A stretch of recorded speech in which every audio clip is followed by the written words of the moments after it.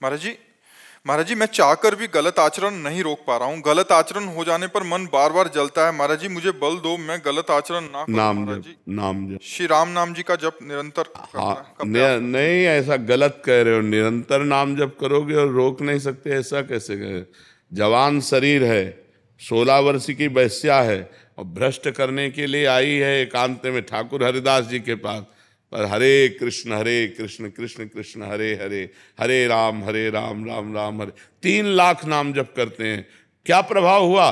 वो वैश्या हरिदासी बन गई, लेकिन हरिदास जी के हृदय में काम उत्पन्न नहीं कर पाए। भगवान नाम में अपार, हाँ, जो संत का हृदय है, ऊसर बरसई तृण नहीं जामा, संत हृदय जिम उपज न कामा। यदि नाम जप करोगे तो ये बात नहीं आएगी कि हम जीत नहीं पा रहे हैं। नाम जप करो, अच्छे से नाम जप करो, भगवान से प्रार्थना करो, मोबाइल से गंदी बातें मत देखो, गंदे बच्चों का संग मत करो, गंदा आहार मत पाओ, तब संयम में आ जाओगे। समझ पा रहे हो? दंड बैठक मारते हो कितने मिनट? सुबह 100 बार बैठा हूँ। अच्छा, 1-2 किलोमीटर दौड़ लगाओ, लगाते हो? और नाम जप करो। फिर कैसे, क्या गंदी आदत है तुम्हारी?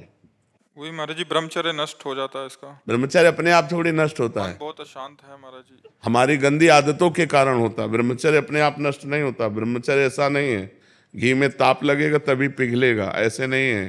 उसके बाद शांत होता है, लेकिन फिर 25 दिन में फिर गिर जाता है। सावधान रहो, धीरे धीरे धीरे धीरे अभ्यास में और बढ़ाते जाओ, अंतराय पड़ता जाएगा। नाम जप और बढ़ाते जाओ, गंदी बातें देखना बंद करो। गंदी बातें देखो, हम आपको सच्ची बताएं, बिजली बिना कनेक्शन के नहीं जाती है, कनेक्शन होगा तभी बिजली जाएगी। ऐसे ही मन हमारा गंदगी में तभी जाता है जब कनेक्शन होगा। कुछ देख रहे हो, कुछ सुन रहे हो, कुछ बोल रहे हो, कुछ कर रहे हो, तभी मन तुम्हारा गंदगी में जाएगा। नहीं, स्फुरणा होती है और शांत हो जाती है। तो हमारा मन जैसे भगवान से विमुख होकर जब विषय में जाता है ना, तो या तो हमारा भोजन बिगड़ गया या हमारा दृश्य बिगड़ गया। कोई हमने गंदा दृश्य देख लिया, दृश्य से भी होता है। सौभरी जी यही वृंदावन में मछली को मैथुन करते देख करके काम से पीड़ित हो गए और मानधाता की 50 पुत्रियों से ब्याह किया। अजामिल ने जंगल में वैश्या और वैश्यागामी पुरुष का संसर्ग देखा और भ्रष्ट होकर के वो वैसे ही हो गया। तो दृश्य भी बिगाड़ देता है हमारे चित्त को, संसर्ग भी बिगाड़ देता है, भोजन भी बिगाड़ देता है। तो हम दृश्य से बचें, संसर्ग से बचें और नाम जप करें। तो निश्चित है जितने साधु महात्मा है सब भगवान के बल से ही तो ब्रह्मचर्य है, भगवान के बल से ही तो अच्छे आचरणों वाले हैं। इसलिए हमें लगता है भगवान का बल आश्रय लो और चिंता मत करो। अभी तो बच्चे हो, निकल जाओगे, अच्छे से निकल जाओगे यदि सही ढंग से चलोगे तो। ठीक है? श्वेता सिंह सिन्हा जी, कानपुर से। राधे राधे महाराज जी। महाराज जी, शरीर में प्राण क्या है? इसमें निर्धारण का खेल कौन कर रहा है और कैसे? 5 प्राण हैं, उनको 10 प्राण भी कहते हैं। ये जो वायु आ जा रही है ऊपर नीचे, जैसे अपान वायु जो नीचे से निकलती गुदा द्वार से, प्राण, अपान, व्यान, समान, उदान, इन 5 प्राणों के द्वारा हमारे शरीर का संचलन हो रहा है। ये प्राण आना और प्राणवायु जाना, नीचे से प्राणवायु निकलना और प्राणों के द्वारा पूरे शरीर का संचलन होना। प्राण, अपान, व्यान, उदान, समान, ये 5 प्रकार के प्राण हैं। उनके छोटे हिस्से में 5 और हो गए तो उनको 10 कहते हैं। इन प्राणों का जो संचलन करता है वो ईश्वर होता है। ईश्वर जो आत्म तत्व, जैसे सब यंत्र जितने भी हैं, चाहे ठंडा करें, चाहे गर्म करें, चाहे प्रकाश करें, चाहे मोटर चलावें, उनमें पावर बिजली है। ऐसे चाहे पाप करे, चाहे पुण्य करे, चाहे अच्छा हो, चाहे बुरा हो, चाहे महात्मा हो, चाहे दुरात्मा हो, सब में पावर जो बैठा हुआ है वो परमात्मा बैठा हुआ है, ईश्वर बैठा हुआ है। सबका संचालन ईश्वर कर रहा है। और ईश्वर कौन है? आप ही हैं। आप अपने को भूल करके शरीर मान लिए, स्त्री मान लिए, पुरुष मान लिए। जब आप इसको छोड़ोगे और वहां पहुंचोगे तो चीज वही मिलेगी। जैसे कंगन है, बाला है, नथुनी है, हार है, ये सब इकट्ठा करके अलग अलग नाम दिए गए, लेकिन है क्या? सोना। सोना ही तो है ना। उनके नाम अलग अलग हैं, कंगन, हार, नथुनी, बाला, माथे की बिंदिया, अलग अलग उनके हम नाम दे सकते हैं, पैरों में घुंघरू, अलग अलग नाम दे सकते हैं, करधनी, लेकिन है क्या? सोना। ऐसे जड़, चैतन्य, स्त्री, पुरुष, मूर्ख, विद्वान, है क्या? परमात्मा। उसको जान ले तो जानत तुम्हें हो जाए। जो उसको जान लिया तो वही चीज आप हो। अब आप ये नहीं हो और हम इसी में फंसे हैं, आप में ही फंसे हैं, इसी में तो फंसे हैं। आपका अब जैसे पूछे आपका क्या स्वरूप है, तो आप सीधे परिचय शरीर का देंगे, अमुक जगह जन्मा हूं मैं, अमुक कुल में जन्मा हूं मैं, ऐसा हूं मैं, ऐसा हूं। जबकि आप ये नहीं हैं। ये आपको एक सवारी मिली है परम पद तक पहुंचने के लिए। ये गाड़ी है, आप गाड़ी नहीं हैं। स्थूल, सूक्ष्म, कारण, 3 शरीर हैं और आप उन शरीरों के दृष्टा हो, साक्षी हो, प्रेरक हो। इनमें क्रियाएं हो रही हैं माया के द्वारा, उनको आप अपने ऊपर मान रहे हो, इसीलिए भोक्ता बन गए। कर्ता बन गए तो भोक्ता बन गए, दृष्टा से हटे कर्ता बन गए तो फिर भोक्ता बन गए। इसीलिए बार बार जन्म, बार बार मरण हो रहा। पुनरपि जननम पुनरपि मरणम पुनरपि जननी जठरे शयनम। तो इसको समझो, नाम जप करो, शास्त्र स्वाध्याय करो, सत्संग सुनो, पवित्र आचरण करो। हमारी ये बात सब मान लो तो सबका मंगल हो जाएगा, सब दुख नष्ट हो जाएंगे। परमार्थ बहुत ऊंचाई है, पर इतना करो, नाम जप करो। गंदे आचरण जो जानते हो वो कदापि मत करो, गंदा भोजन मत करो, दूसरों की भलाई करो, अभी आनंद आ जाएगा। मनुष्य जीवन आनंद लेने के लिए, लेकिन हम लोगों ने गलत जगह आनंद को स्थापित किया। मन बेविचार में लग गया, चोरी में लग गया, हिंसा में लग गया, नरक, जेल, यही भोगना पड़ रहा है। तो हमको चाहिए कि थोड़ा मन से हमें लड़ना होगा, मन को हमें गलत रास्तों से हटाकर सत्य मार्ग में चलाना होगा। असतो माँ सदगमय, तमसो माँ ज्योतिर्गमय, मृत्युर्माँ अमृतम गमय। मृत्यु से अमृत की यात्रा, अंधकार से जीवित की यात्रा। ये अंधकार में जीवन हमारा है, जो हम विषय भोग भोग करके अपने समय को व्यर्थ नष्ट कर रहे हैं। ये अंधकार में जीवन, भगवान का चिंतन, निरंतर भगवान का चिंतन, यही आनंद में जीवन है। प्रेरणा जी दिल्ली से। राधे राधे महाराज जी। महाराज जी, जब भी मैं भगवत स्मरण, जप या ध्यान करती हूँ तभी असंगत और बीते हुए समय की व्यर्थ बातें मन पर हावी हो जाती हैं, जो बातें अब मायने नहीं रखती। महाराज जी, इस मानसिक विक्षेपों से कैसे पार पाऊं महाराज जी? पागल आदमी रोड में खड़ा गाली दे तो हम उससे मतलब नहीं रखते। ऐसे ही समय मन पागल है, पक्का समझो।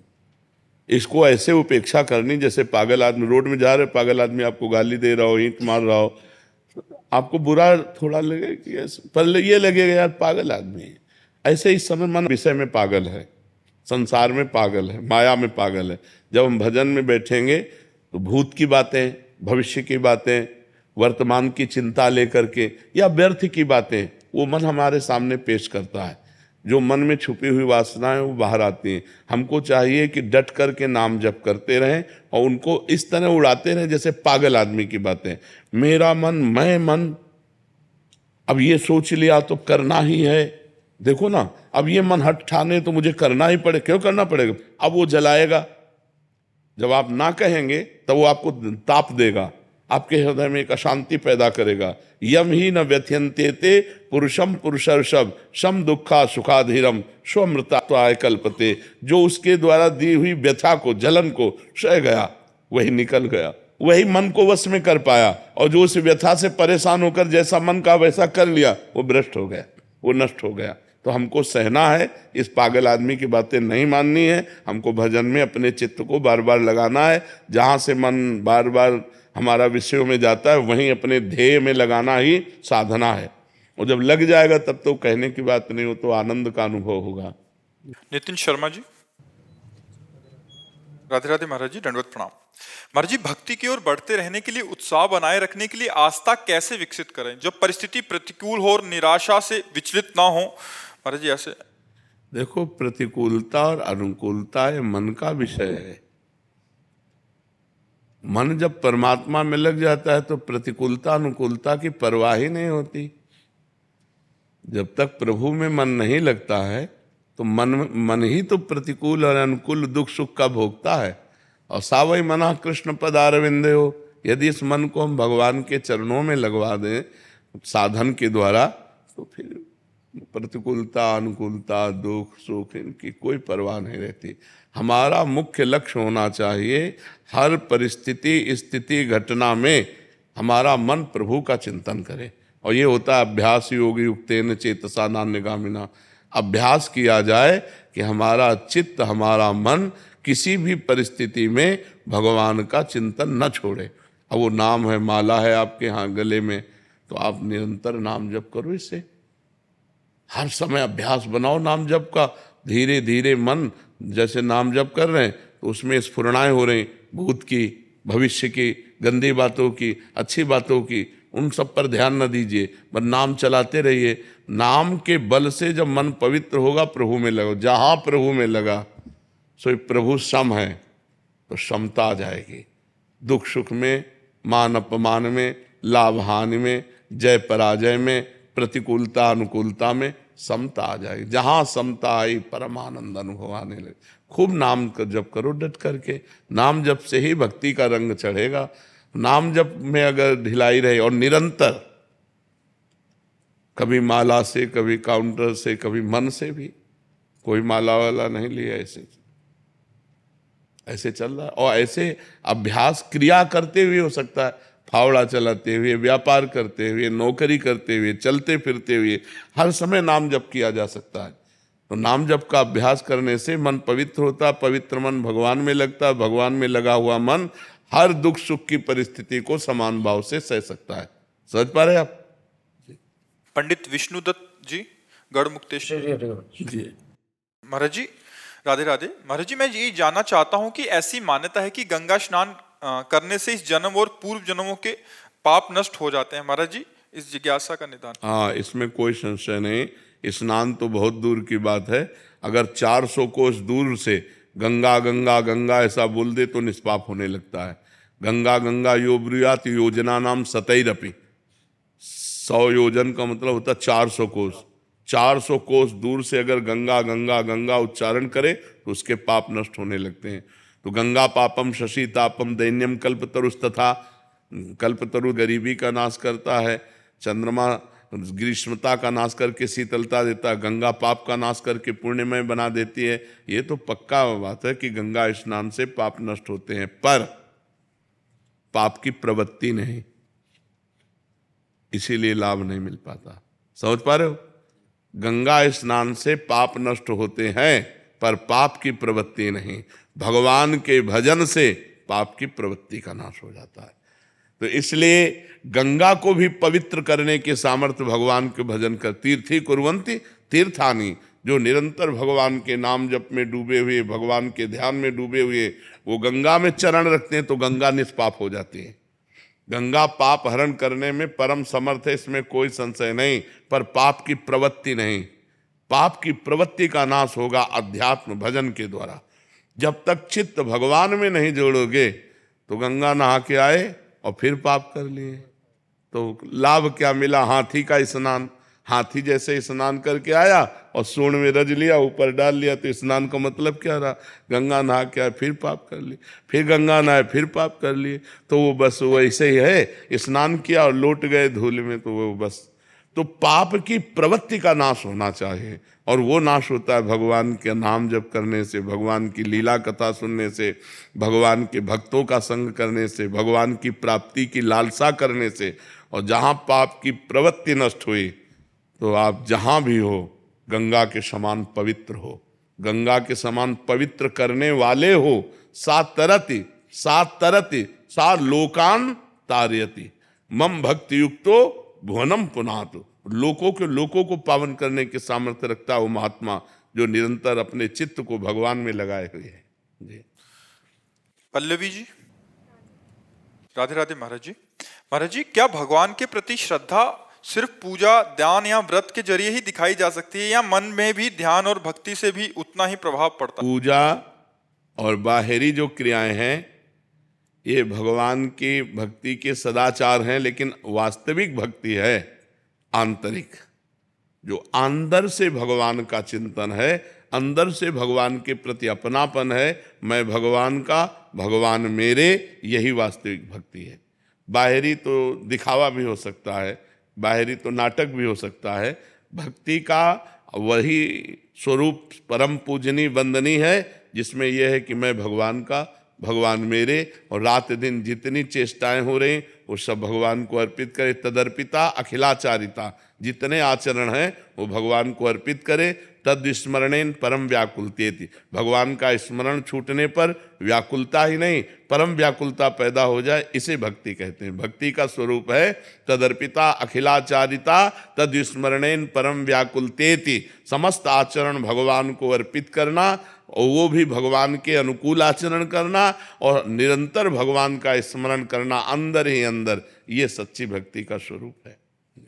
नवल किशोर सिंगला जी। महाराज जी, श्री हरिवंश। महाराज जी, मैं डॉक्टर हूँ, कभी कभी पेशेंट हमको गलत बोलता है रूडली, तो मन में उसको उतना अच्छे से देखने का भाव नहीं आता, कैसे? नहीं, अगर पागल खाने के डॉक्टर होते तो तुम्हें थप्पड़ भी खाने की हिम्मत रखनी पड़ती। चूक जाए तो थप्पड़ भी मार देगा क्योंकि पागल है। तो हर मरीज अपने रोग से ग्रसित है, वो दुखित है, वो दुख निवारण करवाना चाहता है। अगर वो जरा सा भी हमको कटु बोलता है तो हमको अपने बच्चे की तरह ट्रीटमेंट करना है। जैसे हमारा छोटा बच्चा नाराज होकर हमारी दाढ़ी नोच ले, हमारे थप्पड़ मार दे, हमारे गाली दे दे, उस समय ऐसा नहीं कि इसने गाली दिया या इसने आदर किया। आपका कर्तव्य है कि उस मरीज के दुख का निवारण करें। वो भले आपको गाली दे, भले आपकी निंदा करे, भले आपके ऊपर थूक दे, भले आपको मारने की चेष्टा करे, और उसका ट्रीटमेंट तो ऐसे ही कीजिए जैसे एक आपका कोई आदर करने वाला हो उसका कहते, क्योंकि वो नहीं जानता बेचारा, वो तो दुख से ग्रसित है और दुख में पागल होकर वो आपको गाली भी दे सकता है। वो दुखी है, वो परेशान व्यक्ति है, परेशानी निवृत्ति के लिए आपकी शरण में आया है। और आप डॉक्टर हैं तो आपको चाहिए अपनी गुस्सा को अंदर दबाते हुए ठीक उपचार करना, जिससे वो स्वस्थ हो जाए। इससे भगवान की कृपा पर होगी। वो व्यक्ति क्या कृपा करेगा? कृपा तो भगवान करेंगे, तभी तो उन्नति होगी। आप, भगवान देख रहा है कि आपको उसने गाली दिया लेकिन आपने उसके साथ व्यवहार अच्छा किया, तो आपकी इस अच्छाई पर भगवान रीझ कर आपकी उन्नति कर देंगे, लौकिक और पारलौकिक दोनों उन्नति कर देंगे। दिशांत सिंगला जी। राधे राधे। राधे राधे महाराज जी। महाराज जी, भगवान की कृपा से नौकरी अच्छी है, काम में भी खूब मन लगता है, दया और सेवा भाव भी है, पर एक प्रश्न है, क्या युवावस्था में पति पत्नी को दान और सेवा में लगाना चाहिए? हम ये पूछ रहे हैं क्या युवावस्था में मरता नहीं है क्या कोई? हम इतना पूछ रहे हैं कि जवानी में क्या मृत्यु नहीं होती क्या? तो तुम्हारा पद जाएगा, नौकरी जाएगी तुम्हारे साथ, रुपया, पत्नी, मकान, तो खाली हाथ तो रह गए। तो हमको जब से होश हो जाए तब से नाम जप करना चाहिए, और अगर हमारे पास 4 रोटियां हैं तो 1 रोटी भूखे को देना चाहिए। मनुष्य हैं हम कोई पशु पक्षी नहीं है। अगर 4 रोटी भगवान ने हमें दी है तो 1 रोटी हम किसी भूखे को देकर, पशु पक्षी गाय मनुष्य किसी को हम 1 रोटी खवा सके, इतना हमें योग्यता होनी चाहिए और नाम जप होना चाहिए। इसमें जवानी बुढ़ापा किसी कोई लेना देना नहीं, कभी भी हम मर सकते हैं। हमको परलोक की तैयारी करनी है, यहाँ का यही सब रह जाएगा, हमारे साथ कुछ नहीं चलेगा। तो जो चलेगा वो तो कमा ले, चलेगा दूसरे के प्रति दिया हुआ दान, चलेगा परोपकार, चलेगा भगवान नाम, चलेगा दूसरे के कष्ट में जो परोपकार किया वो तो आपके साथ। जो धन है, ये इनका कहना आगे कि जो धन है उसको अपने बच्चों के भविष्य के लिए रख दें या कुछ हिस्सा निकालिए, 100 में 10 रुपया निकालिए, 100 में 10 रुपया निकालिए कि पशु पक्षियों को, गौ सेवा, मनुष्य सेवा, जहाँ ऐसे बीमार लोग हैं जिनके पास पैसा नहीं है, तो हम अगर 10-10 रुपया इकट्ठा करके और अगर हम 500 रुपया 2-4 महीने में किसी मिशन में दे देते हैं तो हमारा धर्म कार्य में लग जाएगा। उसके विभाग कीजिए। मान लो 100 रुपया है तो 25 रुपया वर्तमान के भोग के लिए और 25 रुपया बच्चों के लिए और 25 रुपया जिस व्यापार को कर रहे हो उसको बढ़ाने के लिए, 75, अब 25 बचे, अब इसमें कुछ मनोरंजन में लगा दीजिए, कुछ दान पुण्य में लगा दीजिए। तो वो उसका विभाग कीजिए, धन का विभाग कीजिए। ऐसा थोड़ी कि अगर बच्चों को करोड़पति होके सुखी होना है तो तुम चवन्नी न जमा करो, करोड़पति होके सुखी हो जाएंगे। और अगर उनको फुटपाथिया बनना तो वो ऐसे आचरणों से युक्त हो गए। तो हमें लगता है बच्चों के संस्कार बनाने चाहिए, इतना प्रवीण बनाना चाहिए कि वो अपने पैरों के बल खड़े होकर के खुद कमाना सीखें। बैंक बैलेंस खास बात नहीं है, बच्चों के लिए बैंक बैलेंस खास बात नहीं, वो प्रमादी बना देगा। बच्चों को जरूरी है कि उनको इतना, भले कुछ नहीं आता तो लेबरी करो, तुम्हें कुछ नहीं आता एक साइकिल सुधारना सीखो, कुछ कर्तव्य करना सीखो। यह नहीं है कि हम रईस है, नहीं, छोटा से छोटा काम बच्चों को सिखाना चाहिए कि कल की परिस्थिति यदि ऐसी आवे तो तुम प्रवीण होकर भोजन पा सको। बैंक बैलेंस के सहारे तुम प्रमादी या अभिमानी मत बनो। कुछ हिस्सा पिता ने जैसे हमको प्रॉपर्टी दी है ऐसे हम अपने बच्चों को दें, हमारा कर्तव्य है। ऐसे वो बात तो ठीक है, लेकिन बच्चों की यदि उन्नति चाहते हो तो संस्कार उनमें बनाओ, उनमें आध्यात्मिक संस्कार बनाओ, उनमें मानवता भरो, उनमें सद्गुण भरो, तभी वो सुखी रहेंगे। नहीं तो देखो, एक गलती की आजीवन जेल, क्या करेगा तुम्हारा बैंक बैलेंस? बच्चे ने एक गलती कर दी, आजीवन कारावास, अब तुम्हारा बैंक बैलेंस, तुम्हारी पढ़ाई लिखाई सब करवाई बेकार हो गई ना। उनमें संस्कार भरो, उनमें सद्गुण भरो, उनमें परोपकार की भावना बनाओ, जिससे वो हिंसा, व्यभिचार, व्यसन से मुक्त होकर वो अब मंगलमय जीवन जिए। पलक अरोड़ा जी दिल्ली से। जय श्री राधे। महाराज जी आपके चरणों में कोटि कोटि प्रणाम।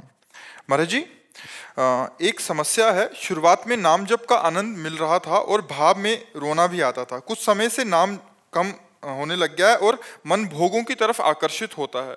निर्णय नहीं ले पा रहा हूँ कि कोई अपराध बन गया है या बैटरी डाउन हो गई है। महाराज जी मेरा मार्गदर्शन। ऐसा नहीं होता, 3 गुणों का प्रभाव है। जब सतोगुण की वृद्धि होती है तो भजन में रुचि होती है, जब रजोगुण की वृद्धि होती है तब भोगों में रुचि होती है, जब तमोगुण की वृद्धि होती है तो निद्रा, आलस्य, प्रमाद की रुचि होती है। तो इस समय आपका खान पान, व्यवहार, मिलना जुलना, रजोगुण अधिक हो गया, सतोगुण दब गया, तो रजोगुण की वृत्ति भोग प्रवृत्ति, भोगों की तरफ प्रवृत्ति जाना, भजन में रुचि न रहना, बाहरी बहिर्मुख बने रहना, ये रजोगुण का लक्षण है।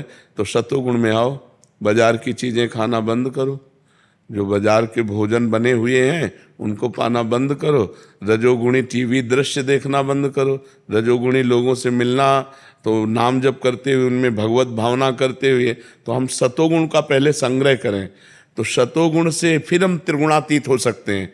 पहले सतोगुण के द्वारा रजोगुण तमोगुण का त्याग करें, और जब निरंतर सतोगुण में स्थिति बनी रहेगी तो फिर हम सतोगुण के द्वारा त्रिगुणातीत हों। भगवदा आनंद, एक रस आनंद त्रिगुणातीत होता है। समाधि त्रिगुणातीत पुरुष की लगती है। पहले हम अपने मन को बार बार बार बार रजोगुण से जो विक्षिप्त हो रहा है उसको बचाए, रजोगुण से बचाए। सात्विक, अल्पाहार, अर्दच्छा लाभ संतुष्टो, द्वंद्वातीतो विमत्सरा, जैसी भी स्थिति उसमें हम संतुष्ट हैं। मान अपमान में, लाभ हानि में, दुख सुख में समान भाव है। विमत्सरा, किसी से ईर्ष्या नहीं है, और निरंतर नाम जब चल रहा है, खान पान बड़ा पवित्र है, तब कहीं हमारा भजन परिपक्व होता है। अब जब मन आया भोग भोग लिए, जब मन आया जो खा लिया, जो मन आया देख लिया, जो मन आया सुन लिया, जो मन आया जैसे आचरण कर लिए, तो भी इससे भजन तो नहीं होने वाला, भजन तो परिपक्व नहीं होने वाला। भजन तो बहुत पवित्र वस्तु है, उसमें जब लक्ष्य बनेगा भगवत प्राप्ति और अतिशय रगड़ करे जो कोई, तो अनल प्रगट चंदन ते होए।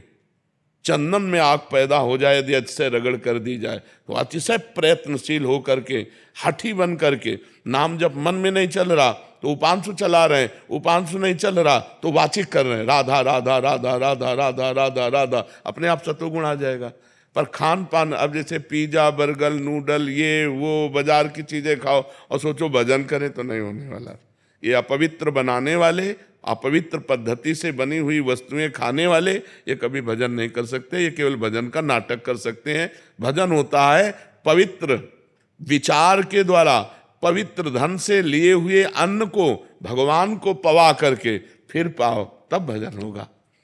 पवित्र आचरण, शरीर पवित्र हमारे, भोजन पवित्र हमारा, तब परम पवित्र भगवान का नाम हमारी जिह्वा पर नृत्य करेगा। कृष्ण कृष्ण कृष्ण, राधा राधा राधा, राम राम राम, हरि हरि, जो नाम प्रिय हो या जो गुरुदेव ने दिया हो। समझ पा रहे हो? चूक है उसको सुधारो। अपराध से भी भजन रुक जाता है। जैसे किसी वैष्णव के प्रति दोष दृष्टि कर ले तो अपराध बन जाएगा, फिर भजन रुक जाएगा। सतोगुण होते हुए भी भजन रुक जाएगा। अगर किसी वैष्णव के प्रति ऐसा हो तो तुरंत वहीं प्रणाम कर लो, हे मन तू क्या सोच रहा है, सब में भगवान है। फिर ये तो भगवान के भक्त हैं। मोरे मन प्रभुवस विश्वासा, राम ते अधिक राम करदासा। हे भगवान आपकी जय हो, हे संत भगवान मेरे से जो मन से गलती पड़ी हो क्षमा करो, तुरंत खत्म। वैष्णव अपराध अगर वाणी से निंदा कर दो तब तो फिर उनसे जाके क्षमा मांगनी पड़ेगी। तो वैष्णव अपराध ना हुआ हो तो सतोगुण का संग्रह करो, भजन बढ़ना प्रारंभ हो जाएगा। और वाणी से तो नहीं होता भाई, पर अंदर ही अंदर ना भाई ऐसा कुछ हो जाता तो भाई मैं खुद को अंदर से वैसे मतलब टोकता रहता हूँ कि नहीं। हाँ ऐसा नहीं है। और क्योंकि देखो सब में भगवान है तो पक्की बात है। बाहरी आचरण किसी के रजोगुणी, किसी के सतोगुणी, किसी की तमोगुणी, इन क्रियाओं को हम नहीं देखते, कारण तत्व को देखते हैं। जो साधक होता है वो क्रियाओं को नहीं देखता, वो कारण को देखता है। और कारण भगवान है, सबके सबके परम कारण भगवान है। तो हम सबको भगवान को देखें, क्रियाओं को के देखें। क्रियाएं देखेंगे तो कहीं मलिन है, कहीं उत्तम है, कहीं अधम है। यही तो प्रकृति का खेल है। कहीं त्रिगुणात्मक माया के द्वारा क्रियाओं से हम व्यक्ति की पहचान नहीं कर सकते। हम उसके व्यक्तित्व के अंदर जो बैठा हुआ परमात्मा उसको देखना चाहते हैं। साधक उसको देखता है, नहीं तो ये क्रियाएं तो ऐसी होती रहेंगी। विद्या विनय संपन्ने ब्राह्मणे गविहस्तिनी स्वनीचय सुपाके चा पंडिता सम दर्शिना। जो सब में भगवान को देखता है वही ज्ञानी है। तो इसलिए सावधान होकर के चलो और भजन बढ़ाओ। मानसिक नहीं चला तो उपांश लाओ, उपांश नहीं तो वाचिक लाओ। मंत्र केवल वाचिक नहीं कहा जाता, नाम तो निरंतर जपा जा सकता है। तो खूब नाम जप करो जी। प्रवीण कुमार जी पलवल से। महाराज जी आपके चरणों में कोटि कोटि प्रणाम। महाराज जी आप कहते हैं पहले भगवान को खिलाओ फिर खाओ, लेकिन महाराज जी मेरे मन में ये भाव आता है कि मैं तुच्छ प्राणी भगवान को क्या खिला सकता हूँ, भगवान ही मेरे को खिला रहे हैं। हम आपको उदाहरण देते हैं। आपके बेटा है, कहे दो बेटा, दोनों को लाके एक एक सेव दिया आपने लाके दिया। एक बेटा खाने लगा और दूसरा दौड़ के आया, तुम्हारी गोद में चढ़ के कहा पापा पाओ। कैसा लगेगा आपको? कैसा लगेगा आपको? आप उत्तर दीजिए। आपका हृदय भर जाएगा नहीं? और आप उसके हाथ से सेव लेकर अपने हाथ से पवाएंगे और दुलार करेंगे। क्यों? क्योंकि आपके द्वारा दी वस्तु जब आपको समर्पित किया तो आपका हृदय भराया। वही हम सिखा रहे हैं। तो दियम वस्तु गोविंदम तो भ्रमेव। इसमें उस बालक को जिसने स्वयं खाने लगा वो भी तुम्हारा बेटा है, तुम्ही ने लाके दिया है, लेकिन तुम्हारी उतनी कृपा नहीं होगी जितनी कृपा इस बालक पर होगी। यार इतना छोटा सा बालक और दौड़कर हमारी गोद में आकर हमको पवाने लगा, मतलब तुम्हारा हृदय न्यौछावर हो जाएगा कि नहीं? वही हम कर रहे हैं कि भगवान का हृदय तुम पर न्यौछावर हो जाए। तो भगवान के द्वारा दी हुई वस्तु भगवान को प्यार से पवाओ तो तुम्हारे ऊपर न्यौछावर हो जाएंगे। बात समझ में आ रही कि नहीं जी? सुधा शास्त्री जी हापुड़। राधे राधे महाराज जी आपके चरणों में कोटि कोटि प्रणाम। महाराज जी आप कह रहे हैं कि आप 65 वर्ष के हो गए हैं, बचपन से इतना जप तप गायत्री अनुष्ठान आज तक हर रोज करते आई हूँ। मेरे पुत्र की आयु 40 वर्ष है, मानसिक विकलांग है और उसको छोड़ के मैं कहीं जा नहीं सकती। तो महाराज जी क्या मेरे जीवन भर का जप तप मेरे पुत्र का कुछ भला होगा? उसके खाते में मेरे द्वारा किया गया जप तप जमा कर सकती हूँ? हाँ, यदि आप ऐसा करोगी तो हो जाएगा। अपने पुत्र को दे दीजिए तो पुत्र के पास पहुंच जाएगा। उसकी प्रक्रिया है, पहले श्री कृष्णार्पणमस्तु करो, पहले सरकारी बैंक में जमा करो। श्री कृष्णार्पणमस्तु करके हे भगवान हमारे पुत्र को ये जप, ये जो भी हमारा साधन है तो उसको प्राप्त हो जाएगा। ऐसा राधा वल्लभ श्री हरिवंश महाराज जी। महाराज जी आपके चरणों में कोटि कोटि प्रणाम। महाराज जी कर्म योगी, स्थित प्रज्ञ और प्रेम लक्षणा भक्ति में क्या संबंध है? क्या तीनों एक साथ संभव है? कर्म योगी, स्थित प्रज्ञ और प्रेम लक्षणा भक्ति, इन तीनों में क्या कोई संबंध है? क्या एक साथ संभव है? नहीं। स्थित प्रज्ञ सिद्ध पुरुष है जो सबसे परे पहुंच चुका है। स्थित प्रज्ञ का मतलब समझते हो? सिद्ध पुरुष जो भगवदाकार वृत्ति को प्राप्त हो चुका है। अब उसके लिए कोई कर्म नहीं है और उसके लिए कोई कर्तव्य नहीं है। जो हो रहा है वो हो रहा है प्रकृति में, उसके शरीर के द्वारा उसका शरीर से कोई संबंध नहीं रहता। जो स्थित प्रज्ञ है वो निरंतर भगवदाकार वृत्ति में जो डूबा हुआ है, जो संसार की स्मृति से रहित हो चुका है, उसे स्थित प्रज्ञ कहते हैं। कर्मयोगी को कहते हैं जो शास्त्र के अनुसार निष्काम भाव से जगत प्रीत्यर्थ या भगवत प्रीत्यर्थ कर्म करता है। प्रेम लक्षणा जो नवधा को भी पार करके प्रेम को भगवान को प्राप्त हो गया। तीनों का अलग अलग मार्ग एक कैसे हो सकते है? समझ पाए कि नहीं पाए? हाँ, कर्मयोगी अलग बात है, और उसी की परिपक्व अवस्था जो सिद्ध पुरुष हो चुका है उसे स्थित प्रज्ञ कहते हैं, और जो भक्ति का सिद्ध पुरुष है उसे प्रेमी कहते हैं, जो भगवान में प्रेम को प्राप्त हो गया है। जो योग से सिद्ध और स्थित प्रज्ञ है, जो कर्म योग है वो शास्त्र सिद्धांत के अनुसार किया हुआ जगत प्रीत्यर्थ साधन को कर्म योग कहते हैं। वो अभी सिद्ध थोड़ी हुआ, सिद्ध पुरुष को स्थित प्रज्ञ कहते हैं। और भक्ति के नवधा को भी जो पार कर गया है वो प्रेम लक्षणा भक्ति को प्राप्त होता है। पाई रस भक्ति गूढ़ जुग जुग जग दुर्लभ भव इंद्रादि विधिम, जो ब्रह्मा और देवराज इंद्र को भी दुर्लभ है, दुर्लभ भव इंद्रादि विधि, आगम और निगम पुराण अगोचर सहज माधुरी रूप निधिम, अनभय आनंद कंद निज संपत्ति गुप्त श्रीरुति प्रगट करणम, जय जगुद्योत व्यास कुल दीपक, जय श्री हरिवंश चरण शरणम। प्रेम एक अमोघ वस्तु, स्थित प्रज्ञ सिद्ध पुरुष, कर्मयोग साधन, कर्मयोग साधन, स्थित प्रज्ञ सिद्ध पुरुष, प्रेम योग अपार प्रेम भगवान से। समझ पा रहे हो? हाँ, भजन करोगे तब समझ पाओगे, ऐसे प्रश्न करने मात्र से थोड़ी बात बनेगी। अब ब्रह्मचर्य रहो, चाहे गृहस्थ में हो चाहे विरक्त में, उचित ब्रह्मचर्य रहना चाहिए, तभी परमार्थ की बात समझ में आएगी। व्यभिचारी पुरुष परमार्थ का अधिकारी नहीं होता। जो मूढ़ पुरुष होता है, भोगी पुरुष होता है, वो उसकी पशुवत बुद्धि होती है, वो अध्यात्म को ग्रहण करने की योग्यता खो देता है। जो भोगेश्वर प्रसक्ता नाम तया प्रहत चेतसाम व्यवसायत्मिका बुद्धि समाधौ न विधीयते, जिसकी चित्त वृत्ति अपरहित हो गई है भोग और ऐश्वर्य में, वो भगवत प्राप्ति का संकल्प भी नहीं कर सकता। ये भगवान बोल रहे हैं जो रचना करते हैं सबकी। भोगेश्वर प्रसक्ता नाम तया प्रहत चेतसाम व्यवसायत्मिका बुद्धि समाधौ न विधीयते। तो हमें लगता है अगर हम ककहरा से चलें तो ज्ञान में पहुंचने में देर नहीं लगेगी। बहुत घटिया स्थिति का हमारा जो मन है उसको हमको स्थित प्रज्ञ तक ले जाने के लिए साधन में लगाना पड़ेगा, केवल बात करने से थोड़ी दूर होगा।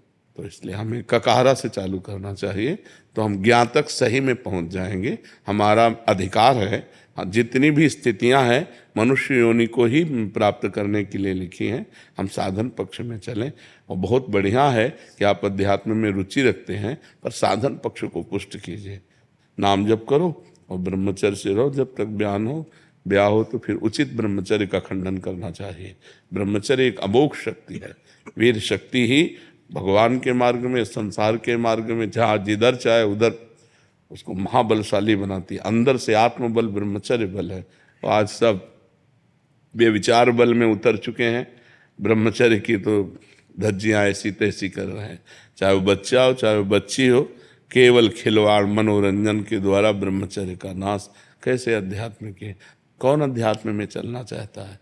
सब नाना प्रकार की वासनाओं के बसीभूत होकर के व्यभिचार, व्यसन, हिंसा, चोरी, मनमानी आचरण में उतरे हुए। अध्यात्म बहुत पवित्र मार्ग है जिसमें इंद्रियों का दमन, मन का दमन करके फिर सच्चिदानंद स्वसुख में वर्णन किया। ये सब नरक के हेतु हैं, अध्यात्म परम पद में पहुंचाने वाला है।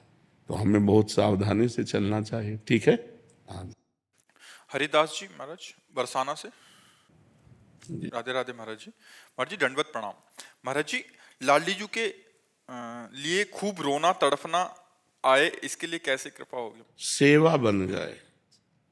लाडली जी की सेवा में अगर हमें कहीं सौभाग्य मिले, या घर में सेवा विराजमान करें, सेवा से जो प्रीति होती है और प्रीति से रोना आता है, तड़पना आता है, तो अगर हम श्री जी के श्रीअंग सेवा प्रकट, श्री विग्रह सेवा प्राप्त कर ले, और वो भी निष्ठापूर्वक, जैसे जयमल जी निष्ठापूर्वक ठाकुर सेवा करते थे, सेवा में विघ्न न पड़ जाए इसलिए उन्होंने नियम लागू कर दिया था कि 10 घड़ी जिस समय में सेवा में जाऊंगा, अगर उस समय किसी ने किसी भी तरह की सूचना दी तो उसे जान से मार दिया जाएगा। 10 घड़ी, 1 घड़ी 24 मिनट, तो 10 घड़ी 4 घंटा, 4 घंटा होते हैं। 4 घंटा वो ऐसी सेवा करते थे कि कोई भी उनको सूचना भी नहीं दे सकता था, इतनी सेवा में संलग्नता। अब जहां प्रवेश हुए ठाकुर जी का पट बंद किया और वही स्नान श्रृंगार 4 घंटे पूरी तन्मयता पूर्वक सेवा करते, साष्टांग दंडवत करते, और जब बाहर निकलते तब कोई बात कर सकता था। ये माडोर एक राजा, माडोर का राजा था, उनका भाई था, उसके मन में आया कि 4 घंटे कोई सूचना दे नहीं सकता और 4 घंटे में हम विजय प्राप्त कर लेते हैं। तो उसने आसो पास जो है जयमल जी की राजधानी को घेर लिया। अब जब ये सूचना पहुंची तो अब किसी की हिम्मत नहीं कि सेवा में वो हैं और जाए, क्योंकि मार डाला जाएगा। तो सबने कि युद्ध करने में तो हम समर्थ है, पर बिना राज आज्ञा के युद्ध कैसे प्रारंभ हो। और जयमल जी का नियम था 4 घंटे कोई सूचना नहीं दे सकता, नहीं तो मारा जाएगा। तो ये हुआ, राजमाता से प्रार्थना की कि आपको नहीं मारेंगे, जो जयमल जी की माँ थी, आप जाके केवल आज्ञा भर ले आओ। तो वो गई और उन्होंने कहा शत्रु पक्ष ने चारों तरफ से राजधानी को घेर लिया है, आप आज्ञा दीजिए क्या किया जाए। तो उनका राम जो करेंगे वो सब भली होगी। पीछे मुड़कर नहीं देखा, सेवा नहीं रोकी और कहा जो राम करेंगे वो भली ही होगी, भगवान जो करेंगे वो भली ही होगी, जाओ। वो वापस चली गई। तो आज्ञा तो हुई नहीं। तो भगवान ने जब देखा कि मेरे आश्रित इतना मेरी सेवा में संलग्नता, तो स्वयं भगवान राजपूत सिपाही का वेश धर करके जयमल जी के घोड़े पर चढ़े और जा करके युद्ध किया, सबको मूर्छित कर दिया, घायल कर दिया, मारा एक को भी नहीं, सब मूर्छित हो गए बाणों की वर्षा से, सब। अब जयमल जी जब 4 घंटा अपनी सेवा करके निकले, तब उन्होंने कहा हमारा घोड़ा लाओ, मैं अभी शत्रु पक्ष को उत्तर देता हूं। तो घोड़ा हाँफ रहा था और पसीना से लथपथ था। तो उनका ऐसा लग रहा है ये तो बहुत युद्ध करके आ रहा है, ये घोड़ा हाँफ क्यों रहा है हमारा।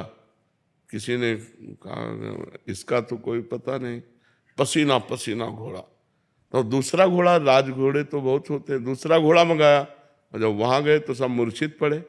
तो जो शत्रु पक्ष का राजा था उसको चेतना दिला, जो ही चेतना दिलाई, सो जयमल जी के हाथ जोड़ के कहा मुझे एक बार उस सैनिक के दर्शन करा दो, जो आपका एक सिपाही आया इतना बलवान कि सबको मूर्छित कर गया, मारा किसी को नहीं, और हमको तो बाणों से भी घायल किया और अपने नेत्रों से भी घायल किया।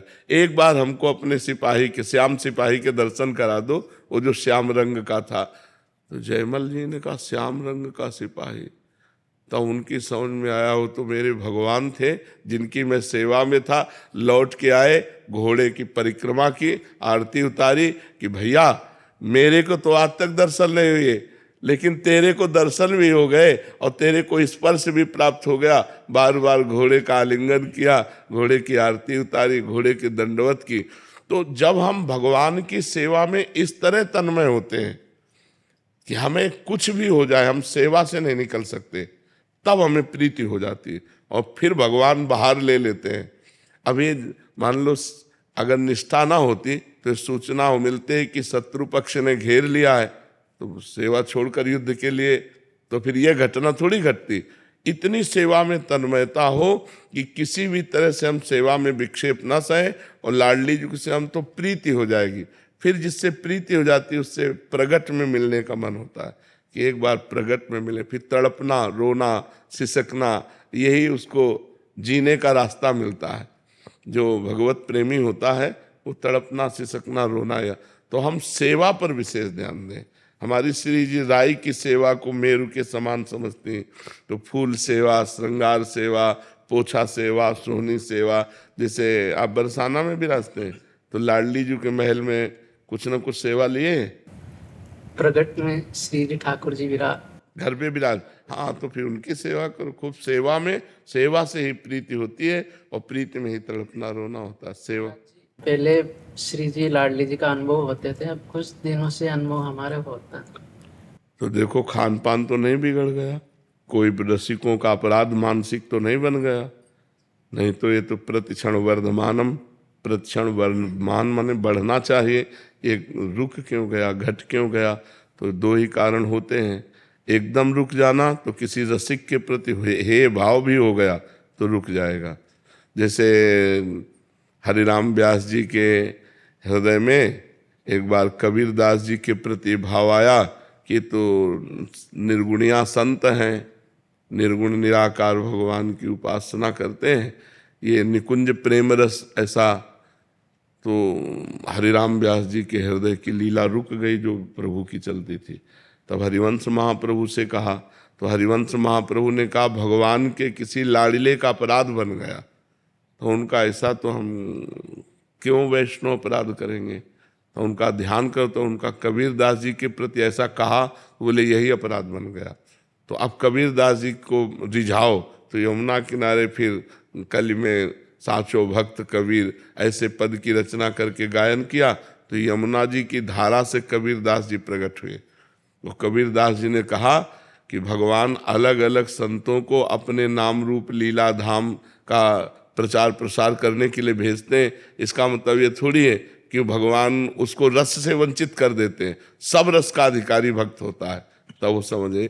तो कहीं किसी संत भक्त वैष्णव के प्रति थोड़ी हमारी मलिन बुद्धि हो जाएगी तो फिर हमारा जो है भाव रुक जाएगा, फिर हमारे चिंतन में कमी आ जाएगी। महाराज जी, भौतिक जीवन में समाज में हमारे विचार सामने वाले के प्रति अच्छे होने पर भी कभी कभी सामने वाले के भाव हमारे प्रति गलत होते हैं। तो क्या हमें फर्क पड़ता है? हमें क्या फर्क पड़ता है? गलत और अच्छे की पहचान करने में कभी कभी गलती हो जाती है और उसके भाव हमारे प्रति गलत हैं, ये समझ बाद में आती नहीं, हमें कोई फर्क नहीं पड़ता। तेरे विचार गलत हो तो हो, हमारे विचार तेरे लिए अच्छे हैं ना, फिर हमारे कोई फर्क की बात नहीं। हमारे द्वारा गलती नहीं होनी चाहिए। इसके बाद कोई गलत करता है तो मेरे रक्षक भगवान हैं, मेरा कोई बाल बांका नहीं कर सकता है। अब हमने आपके प्रति अच्छा बर्ताव किया, आप हमारे प्रति बुरा बर्ताव कर रहे हैं, तो हमें आपके प्रति शिकायत नहीं। मेरा कोई कर्म है जिसका परिणाम मुझे भोगना है, आपको निमित्त बना करके वो कर्म हमारे ऊपर लागू हो रहा है, हम आपको कभी दोषी नहीं ठहराएंगे। ये परमार्थ है, अध्यात्म है। हाँ, आपका स्त्री शरीर है, स्त्री शरीर में यदि कोई किसी भी तरह की काम जनित हरकत करता है तो उसको बर्दाश्त करने की जरूरत नहीं है। हमारे सरकारी कानून हैं, उन कानूनों का सहारा लीजिए और बचिए। पहली हरकत में ही उसको दंड देने का विधान कीजिए, दूसरा कदम बढ़ाने की कोशिश ना होने पावे। ये अध्यात्म को समझिए। अध्यात्म का आंतरिक विषय अलग है और बाह्य विषय अलग है। व्यवहार का विषय, जैसे आपका स्त्री शरीर है और आपको कोई छेड़ रहा है, आप कह दो क्षमा, तो दूसरी बार पकड़ लेगा वो आपको। और कानून इस समय भारत की स्त्रियों के प्रति बहुत सपोर्ट में है, बहुत सपोर्ट में है। बहुत सुंदर सुंदर कानून बने, दुरुपयोग न करें।